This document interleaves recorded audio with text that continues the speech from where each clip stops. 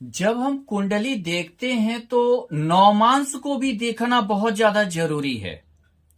सबसे बड़ी बात है, क्या आप लग्न कुंडली में सिर्फ देखते हैं कि ग्रह हमारा उच्च का है तो उच्च का फल हमें मिलेगा। आप इस चीज को पहले भूल जाइए। कोई जरूरी नहीं है कि आपको उच्च का ही फल मिलने वाला है। नौमांस कुंडली आपके भाग्य को भी बताता है, सिर्फ एक वैवाहिक जीवन को ही नहीं बताता है, भाग्य को भी बताता। वहां भी उस ग्रह की स्थिति को देख लीजिए, तभी आप डिसाइड कीजिए कि आपका ग्रह वो क्या फल देगा। आपका भाग्य का मजबूत कर रहा है कि नहीं कर रहा है, आपके प्राप्ति को मजबूत कर रहा है कि नहीं कर रहा है, आप भाग्यशाली हैं या नहीं हैं, आप कितना भाग्यशाली हैं, ये आपका नौमांस आपको बताएगा। ये नहीं कि लग्न कुंडली बताएगा। नौमांस आपका बैक है, ये लग्न कुंडली है और नौमांस आपका बैक है, पीछे से आपको बल दे रहा है। तो इसीलिए सिर्फ लग्न कुंडली से आप डिसाइड कर रहे हैं तो आप ग्रह को, तो ये बिल्कुल गलत है।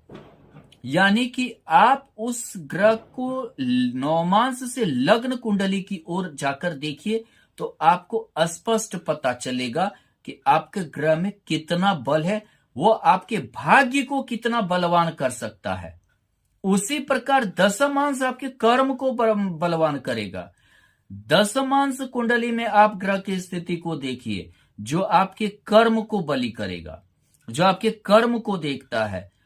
नौमांश से आप भाग्य देख सकते हैं, दशमांश से आप कर्म देख सकते हैं। यानी आप भाग्य बली हैं या कर्म बली हैं, आप कर्म से अपनी प्रधानता को लाएंगे या भाग्य से लाएंगे।